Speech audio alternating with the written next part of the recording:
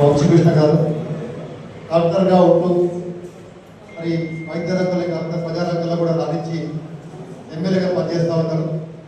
మరి ఎమ్మెల్యేగా ఈ మాలమూల ప్రాంతానికి ప్రజలకు ఎప్పుడు సేవ చేయాలని చెప్పి ఆలోచనతో విద్యా వైద్యం మీద దృష్టి పెట్టి ఒకవైపు ప్రభుత్వం నుంచి వచ్చేటువంటి సంక్షేమ పథకాలని అభివృద్ధి పథకాలను అందిస్తూనే మరోవైపు సహజంగా వృత్తిరీతి డాక్టర్ కాబట్టి పేద ప్రజలు చాలా మంది ఆపరేషన్ చేసుకోవడానికి ఇబ్బంది పడతారు, వారికి డబ్బులకు ఇబ్బంది ఉందని చెప్పి ఆలోచన చేసి గొప్ప మనసుతోటి కార్యక్రమాన్ని చేపట్టేందుకు ముందుగా వారికి హృదయపూర్వకమైన ధన్యవాదాలు తెలియజేస్తా ఉన్నాం.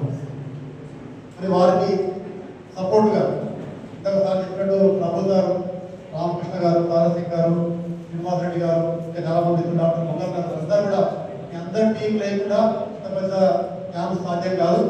చెప్పండి డాక్టర్ కావచ్చు, కొల్లాపూర్ డాక్టర్ కావచ్చు, వరంగల్ డాక్టర్ కావచ్చు, అందరూ కూడా పార్టిసిపేట్ చేసి డాక్టర్లే కాకుండా పారామెడికల్ కావచ్చు, ఇతర సిబ్బంది కూడా అందరూ కూడా సౌహృదయంతో మంచి మనసుతోటి ఈ కార్యక్రమం పాల్పంచుకొని 1 కాదు 2 కాదు 3 క్యాంపులు చేసింది. చాలా గొప్ప రికార్డ్ ఇది.